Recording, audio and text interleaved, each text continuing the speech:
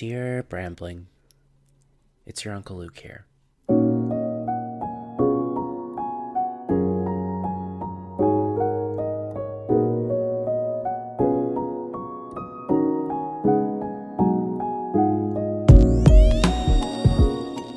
So, here we are, part 2 of the Irish Dance solo series that I'm doing, talking about my story as a competitive Irish dancer.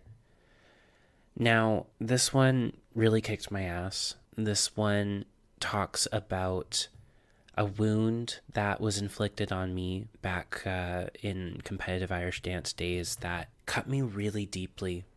And it's actually one of the more frightening, more personal stories that I have to tell. Now, before I continue with that story, I do want to do what I did at the last podcast that I did about Irish dance and just say that my intentions with telling my story is to heal myself.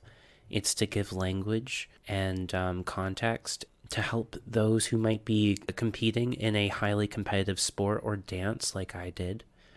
I will not be using any names as best as I can, and I want to lead with my values of compassion, connection, and bravery when telling my story.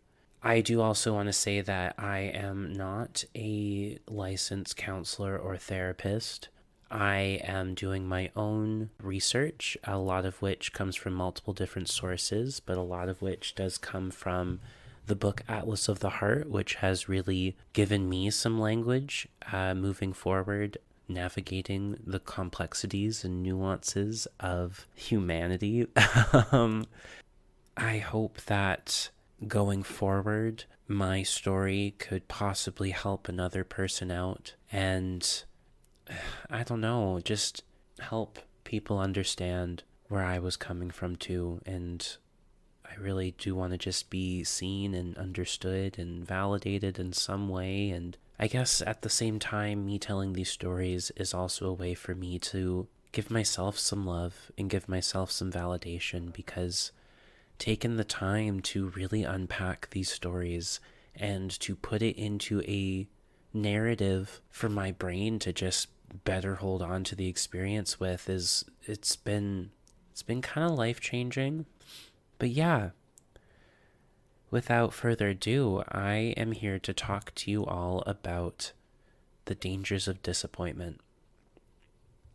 Now, to be warned, this story deals with suicidal ideation and self-harm, and please respect your boundaries when listening to this story, and yeah, take breaks if you need to. Now, recently, disappointment has become a hyperfixation of mine. Like I said earlier, there's just been this wound in me that Irish dance has inflicted that cut me so deeply, and it's been a real journey and challenge trying to find the language to describe this wound. I've been learning a bit more about disappointment, and I've come to learn that it's actually an emotion that people tend to sweep under the rug. There's a lack of understanding in society when it comes to how painful and how seriously we should actually be taking it. Now, when it comes to the pain of disappointment, the book Atlas of the Heart describes it a lot like paper cuts. Disappointment is like a paper cut. Painful, but not long-lasting. I do believe we can heal disappointment, but it's important not to underestimate the damage it inflicts on our spirit. The book then describes a scene from the movie Spirited Away, where Haku, who was a friend of the main character and a boy that could transform into a dragon, he was being attacked by millions of origami paper cranes. The wings of the paper cranes would cut into Haku over and over again until he eventually fell to the ground. He nearly died, covered in blood and cuts. Honestly, I remember when I saw this, it was incredible to see a mighty dragon like Haku be brought down by something that is supposed to be weak and flimsy like paper. Now, why do we feel disappointment in the first place? The book Atlas of the Heart says that disappointment is unmet expectations. The greater the expectations, the greater the disappointment. Expectations are essentially described as scenarios one plays out in their head when thinking about how the future will take place. For me, I actually tended to imagine them playing out almost like a movie, and sometimes I would think about each scene as if I was the director of the movie. And I think about the clothes people were wearing, the room in which the scenario would take place in, the weather, the paintings on the walls, the decor, even what shoes I was wearing. I would have an eye for detail. The problem is that the movies I would direct in my head were not entirely based in reality, and achieving these expectations would probably require some magical intervention. I was leading myself down a road of death by a million cuts. A big question that you might be asking yourself is, how did I let it get this bad? Now, that's an extremely fair question, and the thing is that I learned to deeply distrust telling people my hopes and dreams. Oftentimes, when I attempted to share my hopes and dreams with others, I was met with comments and suggestions that made me feel like I was not worthy of them. The book Atlas of the Heart describes that when someone shares their hopes and dreams with us, we are witnessing deep courage and vulnerability. In an attempt to reality check my dreams, manage my expectations, and ensure my determination for said dream, the comments said by so many often left me feeling ashamed. So I learned to be extremely cautious when it comes to sharing my dreams. Now, I want to talk about the time when my unmanaged expectations led me into the first time I ever wanted to kill myself. Ironically, my suicidal ideation sprouted the same year I achieved my best Irish Dance Award, which was 12th at the World Championships. The high that someone can feel after achieving such an amazing accomplishment can be quite seductive, let me say. I felt powerful, worthy, but I also felt like if I don't do just as good or better than my next competitions, that I'd be labeled as a fluke. Now, in order to avoid feeling the fear and shame of being thought as a fluke, I would set some really high expectations for myself. The next major competition that was actually coming up after the World Championships was the North American Nationals in Nashville, Tennessee. Something that I did was I decided to assess the results from the Worlds competition that I competed in, and I wanted to see how many people were from North America, because they're probably going to be at the North American Nationals, and that would probably be what my competition was, right? I learned that there was only one other person who placed higher than me at the World Championships, and so I then sprouted this toxic idea that maybe I could get second, or at least top 5. I just put the seed in my head that the effort I put into getting 12th was good enough to also maybe get top 5 at the North American National Competition. And so what happened is that I remember just feeling relaxed and maybe even a touch smug.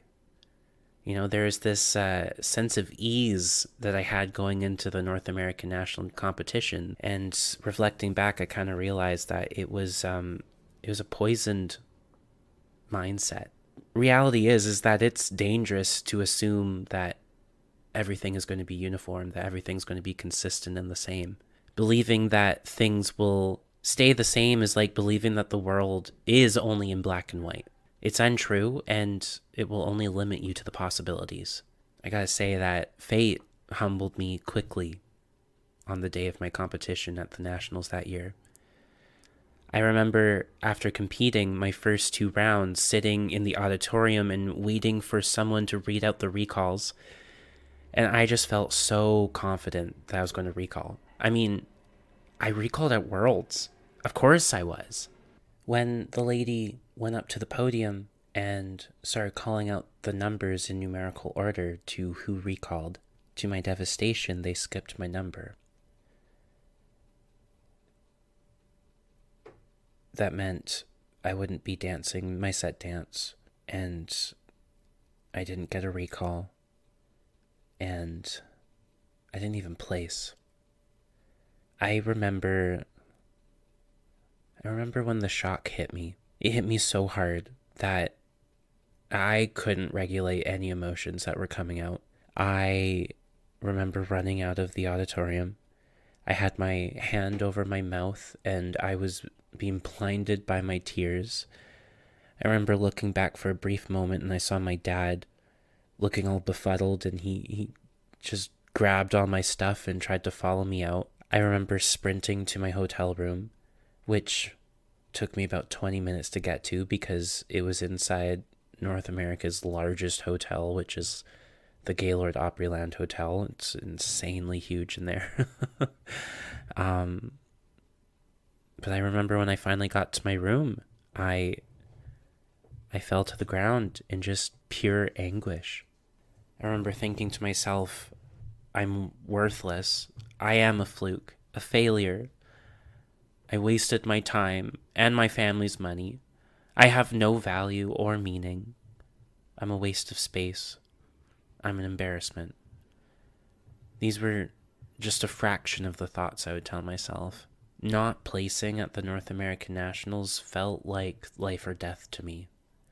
And I know this to be true only because after I saw my friend Ryan die right in front of me, the wave of shock and trauma that came over me, it felt familiar. It felt like something I'd gone through before. The devastation felt like it felt like I was here before. And during the hardest moment of that trauma, I was getting flashes to this very moment in my memory. The next few months, I remember feeling such a deep depression and pain that really began to worry my parents. I started posting concerning Facebook statuses, and I was disconnecting from my family and friends, and I started to subtly say things that would allude to me wanting to end my own life. I truly felt devoid and purposeless, and it got to a point where I would hold on to knives and I would just stare at them, imagining stabbing myself. Or sometimes I'd even brainstorm what I could use to tie around my neck and hang myself with. Now, my dad has a history of suicide in his family, and I think he's really conditioned himself to treat any mentions of suicide with immense seriousness once he finally clues in. My depression got so bad that the straw that finally broke the camel's back for my dad was when my dad was telling me he was going out for groceries, and he told me when he would be back, and I just replied with, "Okay, maybe I'll be alive when you get back." I remember he was holding a coffee cup at that very moment, and when I told him that, he dropped it immediately, and the cup shattered on the floor, and the coffee just splattered everywhere. In his shock and fear, I remember him screaming like, "What the fuck?" The next thing I remember, I think he had called 911 or the doctors and a counselor or something, and he was desperate in getting me some help. Now, my dad's reaction, I know, was protective in its nature, but it actually made me feel really ashamed for ever being in my darkness, and the appointments that he made felt more like a punishment. But it was at that moment that I was finally able to tell my parents about the expectations that I had going into the Nationals and how low I had actually sunk. I remember their incredulousness, asking, "Why didn't you tell us this sooner?" But like I said before, I didn't trust anyone with my hopes and dreams at all.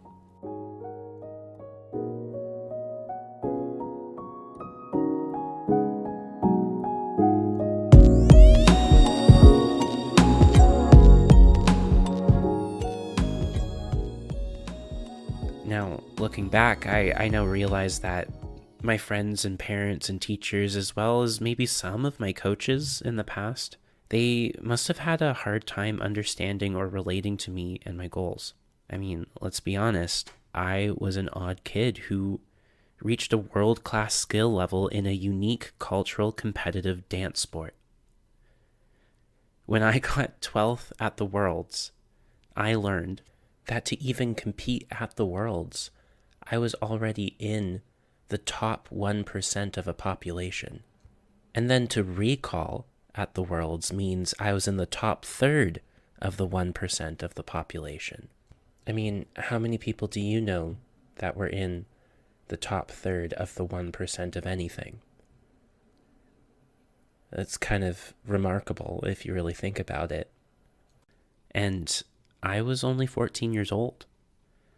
Reflecting back on it, I now realize that it's only natural if some others may have experienced some level of envy, especially when I spent most of my childhood winning a lot of local competitions.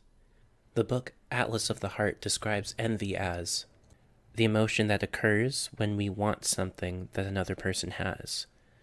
It's different from jealousy, because jealousy is when we fear losing a relationship or valued part of a relationship that we already have. Envy typically involves two people and occurs when one lacks something enjoyed by another. The target of envy may be a person or a group of persons, but the focus of envy is that one lacks something compared with a specific target, whether it be target individual or target group. When I remember whenever I wanted to confide into someone that I was disappointed with what I got at a competition, I was often met with comments like, "Yeah, but you used to win all the time. But you got to go on a cool trip. It's stupid that you're feeling sad. Well, maybe you should have worked harder. Yeah, well, maybe losing a few pounds will help in the future." I've come to learn that these comments are actually coming from envy's ugly, toxic brother, resentment.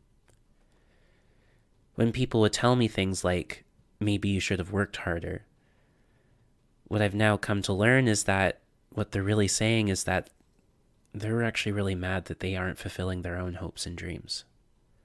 Now, another poignant moment during that time is learning how frightening my Facebook statuses were as well.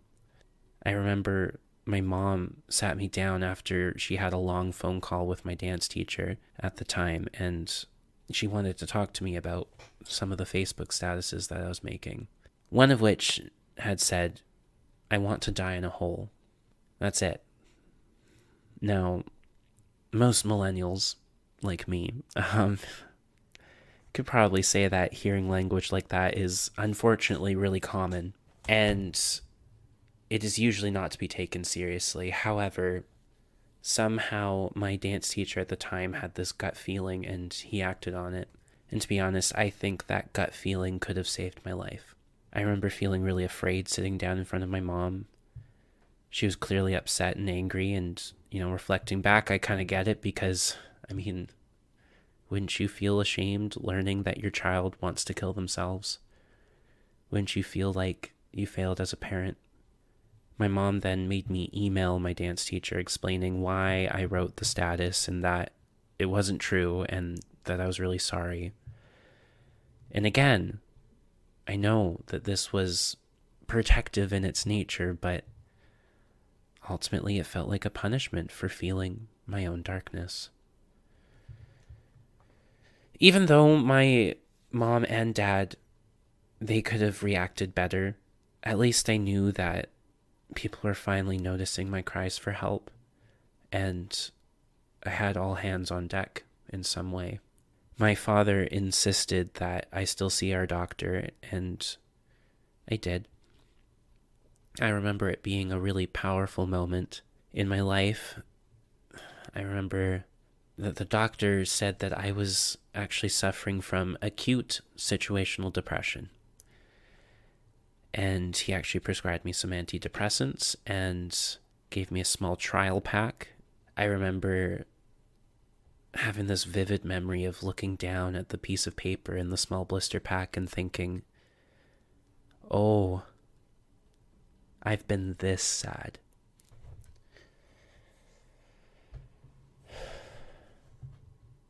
I then began asking myself some really difficult questions. Am I actually going to take these? Am I actually that sad? Was I only performing to get attention? Do I really want to put my family through this? The fear that I saw in my mom and dad's eyes was enough for me to try to release all my sadness if I could. I never took the meds. Somehow, I crawled my way out of the hole that I wanted to die in. But I have to be honest, Irish dance never really felt the same after that. I kept trying to achieve top 5 at nationals, and I kept trying to win my Oireachtas, and I kept trying to recall at Worlds again and trying to live up to these expectations. But my persistence was dysfunctional.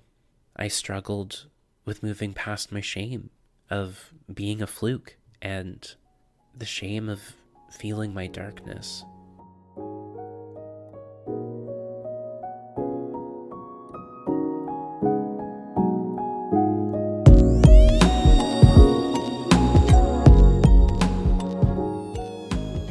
Now, like I did in the last episode, I was hoping to take a moment to explain why this all began, why I decided to try to unpack this wound.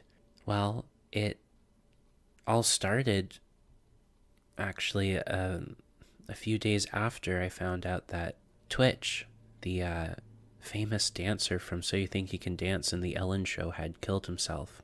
I was just trying to understand why he would want to kill himself, what was going on. It filled me with so much sadness and confusion and frustration. Yeah, I was just trying to understand, and the only thing that I knew that we shared was that we were both dancers. And it then started making me think about the time I wanted to kill myself as a dancer. I can't speak for his story. I don't know what happened. I don't know what was going on at all. But what I can say is that holding in your hopes and dreams and letting your expectations form a movie in your head that is unachievable, not rooted in reality, and feeling the disappointment afterwards and the shame is life-ruining, life-destroying in some way. I can only imagine maybe he felt something like that too. Now, how do we move forward knowing all this? How do I move forward knowing all this? Oh, that's a really great question. First thing that comes to mind is the term Freudenfreud. Freudenfreud is actually a German word, German compound word that actually means getting pleasure or joy from other people's pleasure and joy. Its opposite is Schadenfreude, which is getting pleasure or joy from other people's misfortune or pain. And Freudenfreud, I think, can best be described as when we are feeling joy or inspiration of some sort. It could be described as a flame on a candlestick. And when we show people our flame, Freudenfreud is the action of the other person taking their hands and cupping the flame and protecting it from the wind. What that could look like is maybe saying to someone like, you have such courage to compete, to put yourself out there, to go for your dreams, and I'm proud of you. I love you no matter what. It can be really hard to choose Freudenfreud because, like I said, envy and disappointment and resentment are very strong, and they can happen without us really realizing it. And sometimes we say comments to other people that tear them down because we were told these comments ourselves. If Maya Angelou was correct in that hurt people, then it only makes sense that when someone else is living out their hopes and dreams, that it hurts a little. And so then we say the things that people said to us. And to have the courage to take a moment of awareness and recognize that maybe we have a predisposition to say critical and mean things when situations like this arise, and then to actively try to reframe and rewire. It's a lot. Kindness is strength. Connection is strength. And it takes a lot of strength to retrain ourselves into valuing connection and compassion with others. The book Atlas of the Heart actually has another part of that quote when I was talking about hopes and dreams. I actually read you half the quote. The full quote actually is, "When someone shares their hopes and dreams with us, we are witnessing deep courage and vulnerability. Celebrating their successes is easy, but when disappointment happens, it's an incredible opportunity for meaningful connection." Let me say that one more time. When disappointment happens, it's an incredible opportunity for meaningful connection. That's amazing. If we can take a moment to recognize that when someone expresses their disappointment in their journey of fulfilling their hopes and dreams, we have an incredible opportunity to strengthen our connection with that person. Maybe reality checking and ensuring someone's willingness to their goal is not the answer at that moment. Maybe trusting them that they are certain about their goal should be the first thing we lean into. And maybe the second thing we lean into is just cupping their flame and protecting it and telling them that, yeah, this must be really disappointing or must be really hard. I still love you. You're still my everything. I'm proud of you. Maybe that's all I needed to hear. I'm now noticing that I'm feeling a little grief again. Grief for a skill set I wish I had. I grieve the loss of what could have been. And I'm noticing that the inner child in me is crying a lot right now, if you can't hear it in my voice. And I'm grieving because I could only imagine who I could have been. And so I want to ask you, listener, is my story relatable in any way? Have you felt so disappointed that maybe you had some thoughts like I did? Have you felt the sting of resentment, envy? Do you like it when people reality check you? Can it be done in a healthy, kind way? And when was the last time you showed someone some Freudenfreud? When was the last time you cupped their flame and showed them how much you really care? I'd like to hear from you. Feel free to message me at my Instagram at Lucatronosaurus Rex. I'll post it in the show notes there. And yeah, thanks so much for listening. I hope it wasn't too hard to listen to. And I hope there is something to be learnt from what I've said and what I've shared. I don't know when the next part will be because, like I said in the last one, this takes a lot of work, a lot of effort. And I think, however, because my next topic is going to be even more heavy,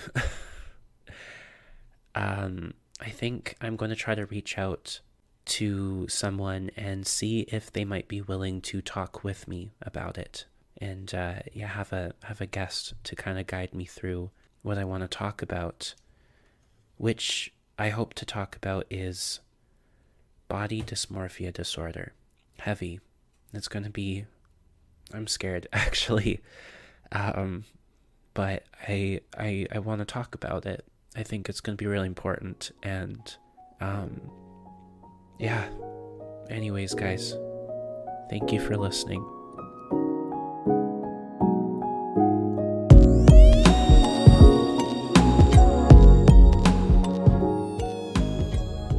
The Dear Brambling Podcast is a podcast dedicated to my little nephew, to the next generation of humans growing up in this world, as well as to those who might be looking for a little more guidance in their life. It is hosted by me, Luke Benoit. The editing and sound design are provided by MB Productions as well as Hideout Productions. The music that you're listening to is called Sunlight Cascading Through the Clouds by Artificial Music. If you'd like to follow me on any social media, I am on Instagram and Twitch at Lucatronosaurus Rex.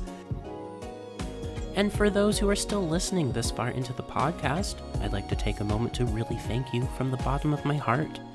I'd also like to say that if you are experiencing any difficulties or pain in your life right now, there is still no substitute for a trained coach, counselor, or licensed therapist. If you are committed to putting in the work and really trying to better yourself as a human, I definitely recommend that you go searching and shopping for the right coach, counselor, or therapist for you.